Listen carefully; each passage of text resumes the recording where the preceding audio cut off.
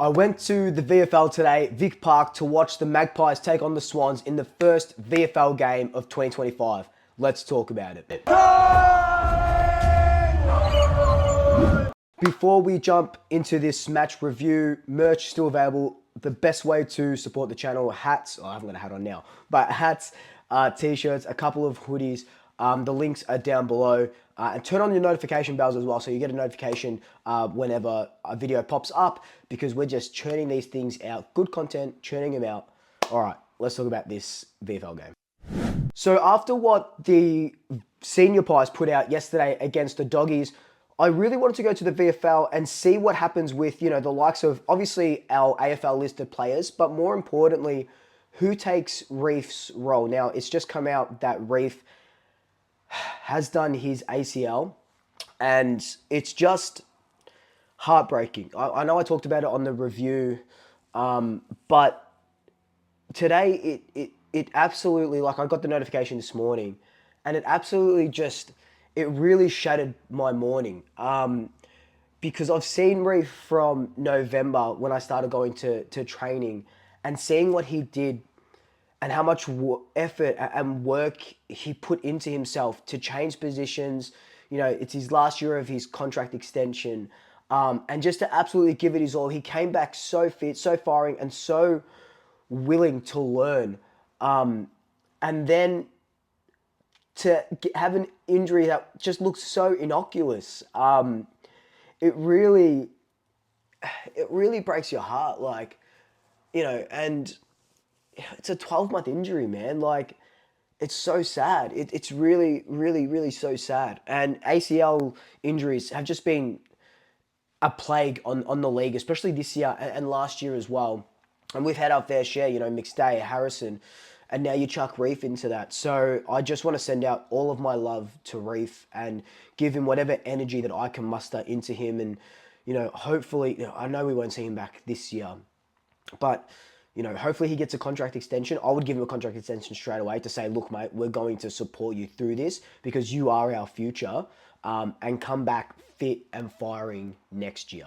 So yeah, I wanted to see who could replace Reef. We've got Billy Frampton down back, Charlie Dean. If you wanted to, you could have a TJ, you could have a Joel Cochran as well. So that was my basic, who am I going to look for and who is going to show up today. And let me tell you, the boys did show up. So last year in the VFL, we were just decimated with players. Because we were decimated with injuries in the seniors, players from the VFL had to play in the AFL in the seniors, and our VFL team just kept losing matches. So it was nice to get off to a really good win. I think it was about 25 points. The first half was a bit, how's it going?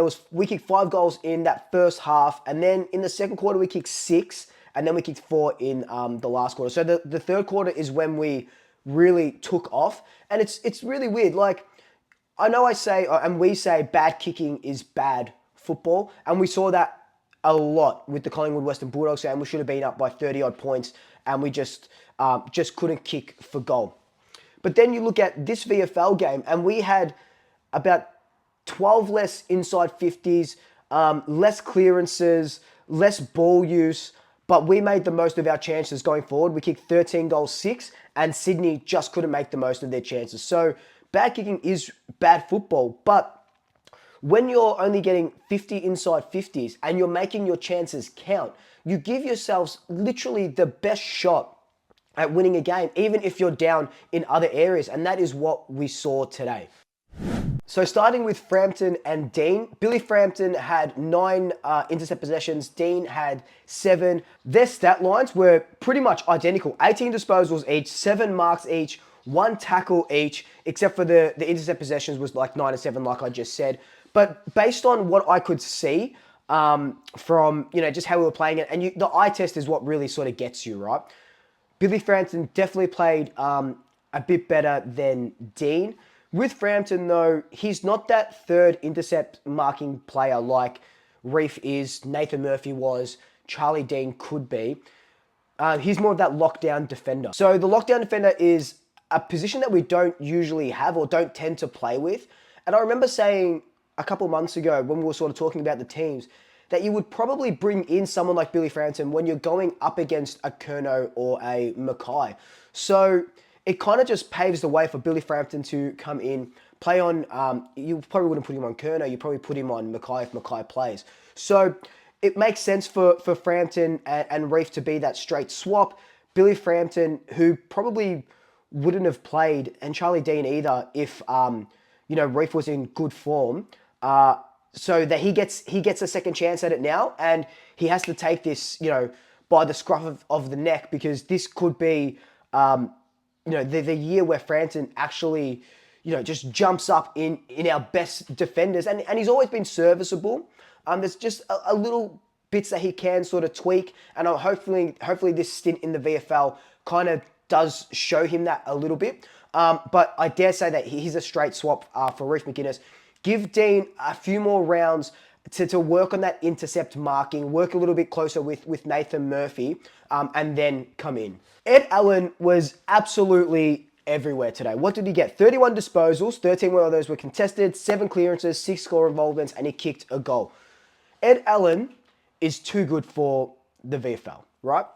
And we've seen this a lot. Finn McRae, Callum Brown. It's just about converting what he can do in the VFL into the senior leagues, into the AFL. And he was doing that. Like Fly said, it was hard to take him out of the team, but they were going a different route with like tactics and stuff like that. But I dare say Ed Allen will feature more and more this year. I really, really love what he's doing. He's got such a good footy IQ, and I know that term gets thrown around a lot, but he knows where the ball is. He knows how to find a ball. And with the senior guys obviously getting older, Ed Allen is definitely that next one up. And you can see that when he's in the VFL, he's head down, ass up, and he's working his ass off. Another guy that played really well was Lockie Sullivan. But one guy that I was just super impressed by, and he's slowly becoming my boy after he was my whipping boy last year, Will Parker. Off that half-back line, 21 disposals. He was everywhere as well. I love what Will Parker can do. I'm thinking, can Will Parker come in on a half-back line, maybe push Joshy D onto a wing again? He won his best and fairest there. He won a premiership there. He was All-Australian on the wing. Can we sort of do that now that we've got Houston down back, now that we can maybe chuck Jack Crisp off the half-back line as well, Isaac Quaynor? So maybe Will Parker can release Josh Dacos onto the wing again, and then, swap with Steele in the middle. Just, they tell us that we don't have any depth, but then you go to a VFL game, or you see us at training, and we've got depth coming out of the wazoo, really. We've got it everywhere. And yeah, it's mainly because these guys aren't really playing at the moment, and we are prioritising those senior players because they can still play. But Allen, Parker, Sullivan, like Charlie Dean, TJ, they played really, really well today. And I wouldn't be surprised, maybe not against Carlton, but in the next few weeks, Will Parker does get a call-up. Another 3 guys that I really wanted to look at, and I know you guys want me to talk about them as well. Charlie West, Will Hayes, Joel Cochran. We'll start with Charlie West. Kicked 2 goals, 1. Took, I think, about 6 or 7 contested, or not contested marks, just marks in general. Knows how to find his position in the forward line. I'm so keen to see his development throughout the VFL season. Maybe chuck him a game later on down the year. I still think that he should have debuted yesterday, with Myercheck out. It would have been interesting, to say the least. But they obviously went with Mason Cox. But I really want to see West grow into his body, because he is a big boy. For 18 or 19, he looks ready to go and smash it in the AFL. We've seen it a bunch of times. Didn't Logan Morris from Brisbane, wasn't he a rookie or young? And he played a really big part last season as well for them, if memory serves me correctly. Will Hayes kicked a goal, 8 marks. He was playing as a high half forward, sometimes running through the middle as well. I liked what Will Hayes did. Would like to see him kick a couple more goals. But again, first VFL game, fair enough. Joel Cochran, though.